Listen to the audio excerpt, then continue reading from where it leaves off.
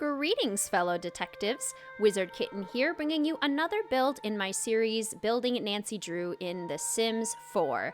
This is part 2 of my build of Ramsey Hall from Warnings at Waverly Academy.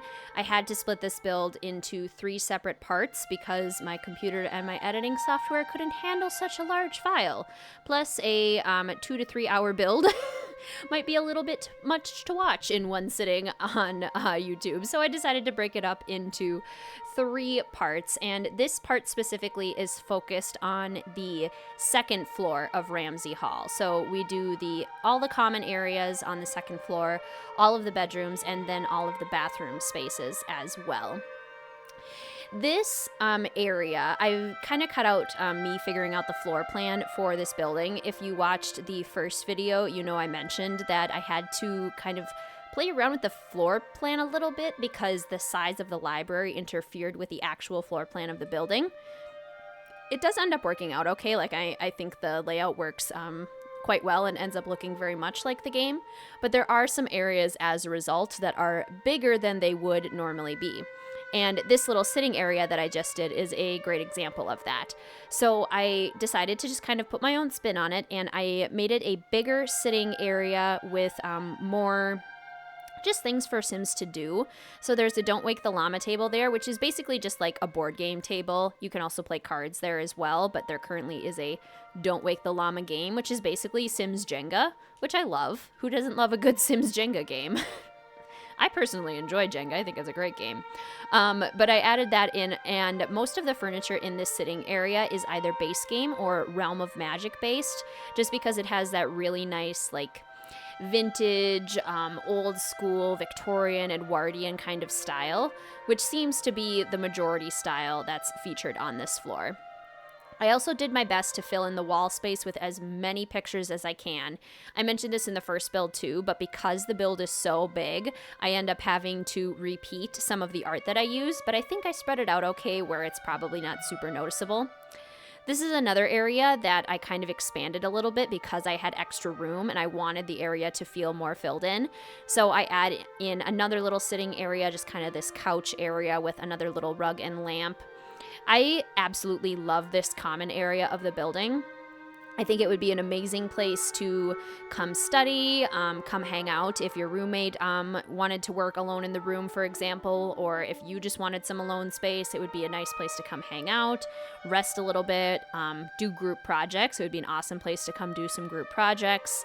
I had a lot of fun kind of designing it with that function in mind and also trying to match the original pictures and style without changing things too much. That's always the challenge in The Sims, is trying to make it look as much like the Nancy Drew build as I possibly can, while still making sure that it is a functional and decent looking build in The Sims 4. It's a very delicate line to balance. So here again, just trying to fill in the walls as much as possible.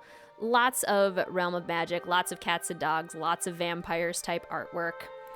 And now we're moving on to the bathroom spaces. So I had this whole extra room space just because the building ended up needing to be bigger than it was in the actual game.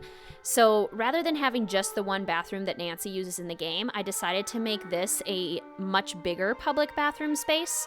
So I have the 3 toilet stalls on the side there, and then on the other side of this wall, I will put, I think I fit in 5 public showers.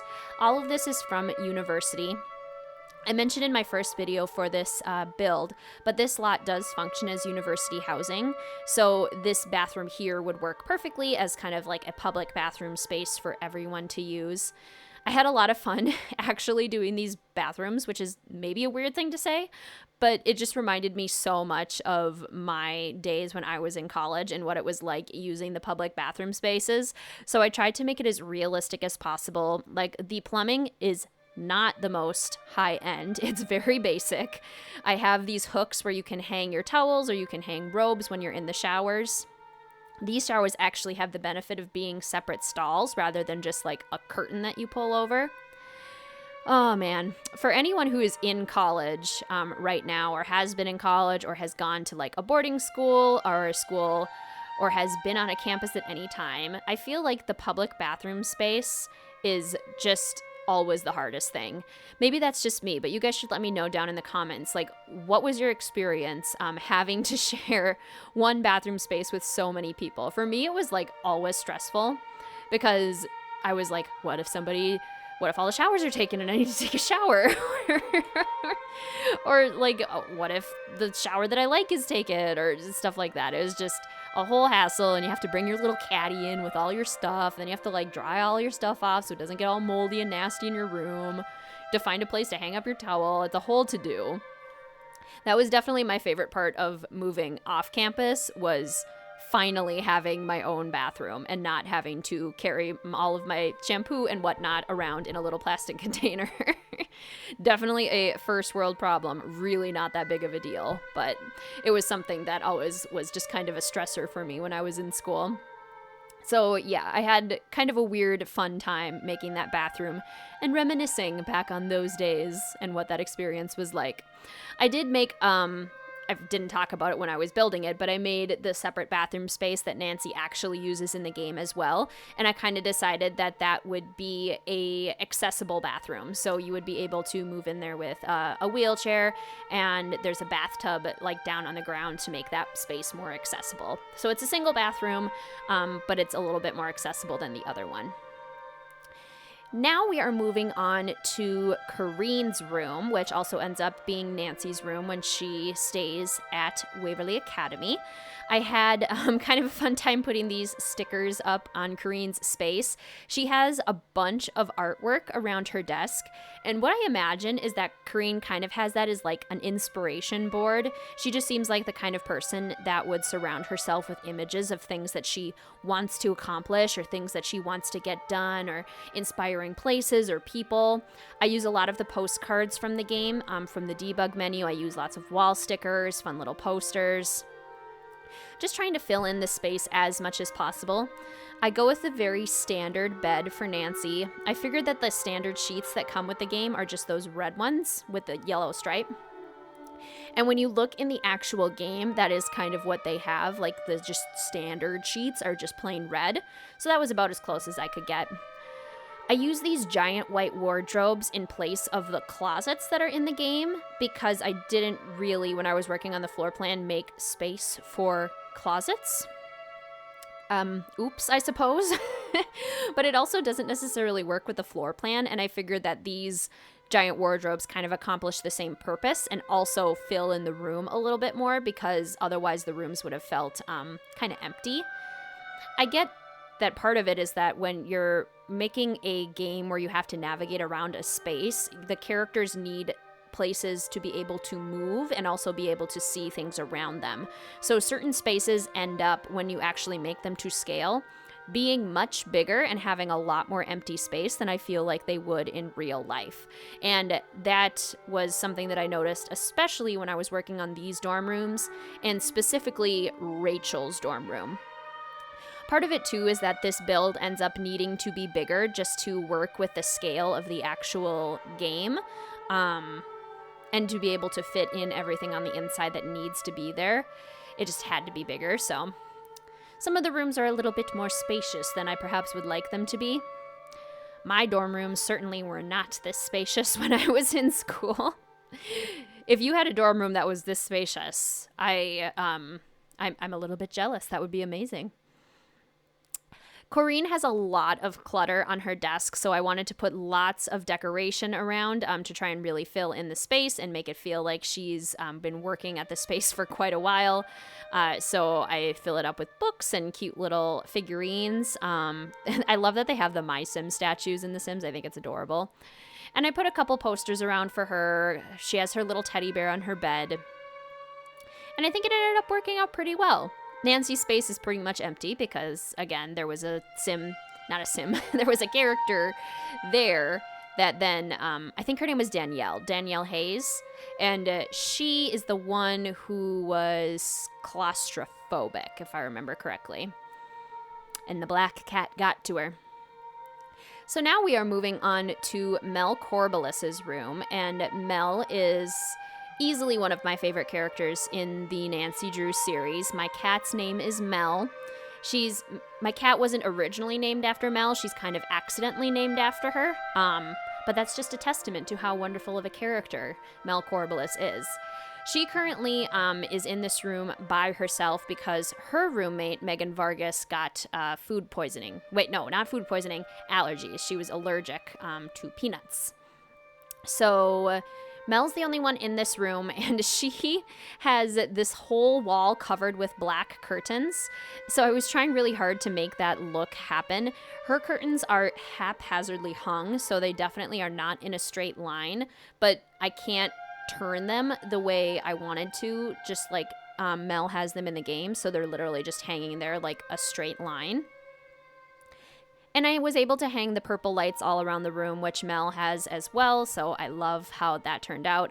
I use lots of purpley colored posters, lots of kind of like goth-inspired posters.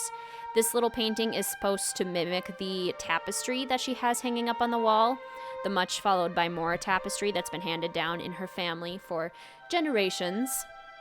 Mel is a legacy, so her family has been coming to Waverly Academy for many years, many moons.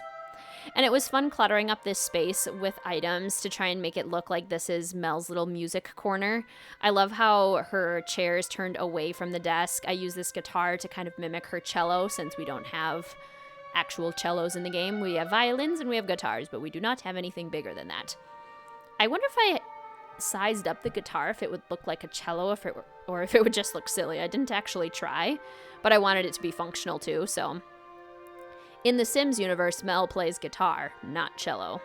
I could have also given her a violin too. That might be fun, because that has more of a classical feel. And part of what I love about Mel so much as a character is that she is new in the sense that her fashion is very like goth inspired, and she's very modern in her thinking, and yet she also has kind of an old soul and is very attracted to traditions and old things. I think she moves very easily between those two ideas, which I really like about her as a character.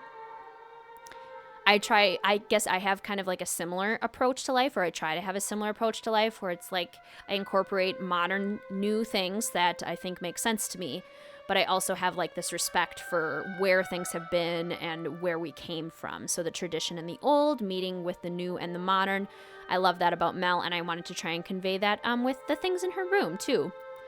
Whenever I give Sims my Sims trophies, I try to imagine the personality that they would have. So I gave her the Carl the zombie one and the Yuki one. And Yuki is kind of, she reminds me of Mel a lot. She enjoys the same colors as Mel, that like black and purple aesthetic, and it's just kind of goofy, which I love. So yeah.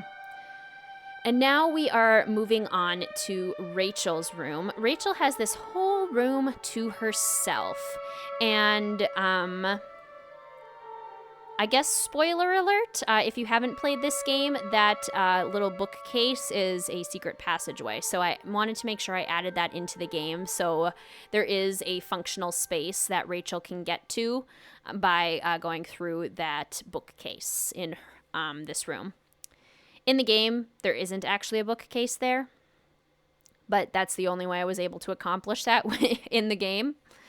Which, honestly, it's actually impressive that we have that as an option, which I think is pretty funny. I use these two little poofs to kind of mimic what the beanbag chair looks like in Rachel's room. Excuse me. And again, the space had to be very, very open, just because of the way that the building ended up working out. So I try to fill in the space as much as I can. Right now, it looks very empty, and it still kind of looks empty to me. There's basically just this giant rug in the middle of the room that's helping to define the space a little bit more. I definitely think there should be 2 beds in here, like, because it's such a big room. That's something that we talked about, I think, on the stream for this game. Like, Rachel, how did you manage to get your own room? And how did you manage to get such a big one compared to others?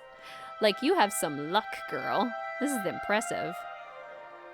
Would you guys, if you had the choice, want a single room, or would you actually appreciate having a room with a roommate?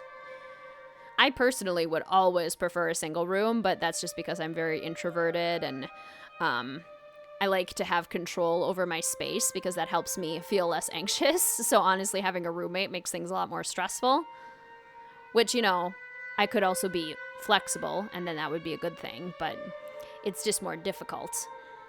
So what do you guys prefer? Rachel has this little dresser with a bunch of critters on it, so I wanted to fill it in with the stuffed animals.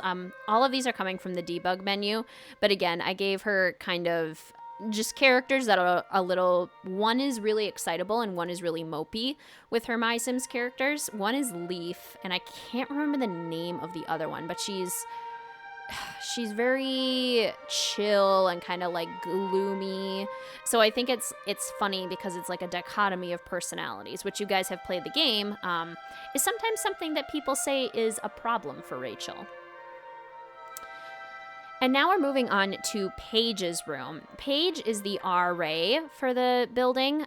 We never see her, but she yells at us a lot if you do anything wrong, or if you get caught out of your bed at night, or if you knock on her door, Paige will yell at you. So that's basically her function as the game, is to work as the RA. But I just kind of filled her room in with kind of this yellow style. I figured would end up being kind of her aesthetic. Kind of fun. I imagine that Paige is probably older, because a senior being an RA for other seniors would be kind of weird. Typically, it's an RA is an older student. At least it is in college, now that I'm thinking about this. So I feel like, I don't know, maybe Paige is college age. Maybe she goes to a college nearby and this is just like a part-time job for her. I have no idea. I'm going to go with that as my current theory for Paige. But anyway, this is her room, and I just tried to fill it in as much as possible and just give her a lot of things and a lot of clutter. It's kind of funny because the slots in the Sims 4 objects, you probably just saw me put the same scissors object down like 8 times. We have tons of slots for very teeny items, but there's only a few of those very teeny items. And then we have like no slots for medium-sized items, which we actually have quite a bit more of. So sometimes cluttering spaces up and making them feel very full is a lot more difficult than I feel like it should be sometimes. Definitely takes more time. For sure. I give Paige lots of posters. None of them necessarily have meaning. I just kind of liked the look and the color of them, and I wanted to fill in the space because I feel like Paige has worked here for a while. Like maybe this is just a job that she's very used to. She's not super like happy when we knock on her door. Like she definitely doesn't want to be disturbed. I feel like she just wants to do her job and nothing more. Like, don't come try to be friends with me, girls. I'm here as an RA, and otherwise leave me alone. Definitely the vibe I get from her, at least. I gave her an ironing board because I feel like that's something that the girls could ask to borrow or something like that. When I lived in university dorms, you could like check out a broom, or you could check out a vacuum, or you could check out an ironing board. Just like a little library service where you can rent out all of these things, which is kind of funny, but I thought that's what that ironing board was symbolizing. And now we're moving on to the last room, which belongs to Lila, Yadav, and Izzy Romero. Lila is super sporty, and she's at Waverly Academy on a scholarship because she is just that good at sports, which is awesome. And Izzy is like very confident. She's definitely like leadership type. She leans more towards the girly aesthetic, so I kind of liked playing with the opposite styles in the room. Basically anything sporty I could find, I gave to Lila. I was looking forever for the pile of clutter that has like a baseball bat, a tennis racket, there it is, the bowling ball, football, basically any kind of sports paraphernalia, I put it up in Lila's room. So it's everywhere. Tried to scatter it all over the place. Random posters, random hangings, the banners from university. Lila and Izzy are such interesting characters. I really enjoy the characters in this game. That's part of the reason it's one of my favorite games, is because just interacting with the characters is so much fun. They walk the line really nicely of tropey characters, but also very realistic characters. Because I feel like that's kind of what high school feels like, is that everyone is like in a high school drama. And everyone has kind of a trope that they go along with, because high school is really when you're like finding your identity and who are you and who are my friends and what do I like and what do I want to do? What do I aspire to? A lot of that time is in high school. So you kind of assign that identity. Lila has that assigned identity of I am the athlete. And that's mostly what she talks about. But she's also quite smart and she does really well in school, which is why she's on the valedictorian floor. Which I respect for Lila. I love that she's multi-talented. We love that. She's also very confident. She loves games. She's very fun. I feel like she very rarely spends time in her room. Like, she uses it as a place to store her things and as a place to sleep. I don't think she studies in here much, and I don't think she, like, hangs out in here much. Not month, much.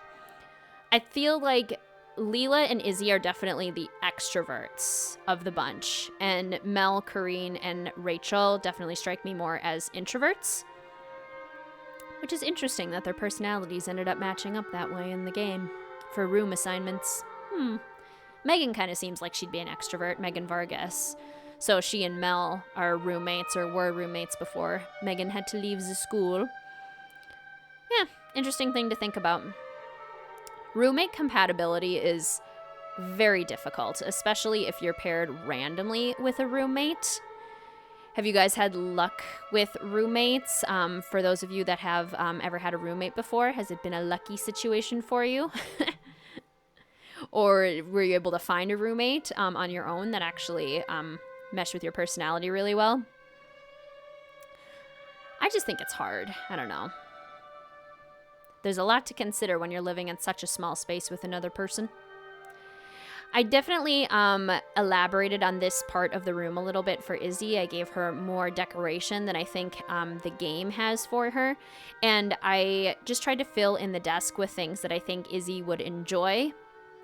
There's lots of pinky and peachy tones. I put a laptop here for Lila. Neither of them is shown using a laptop, but I just kind of decided to give them one.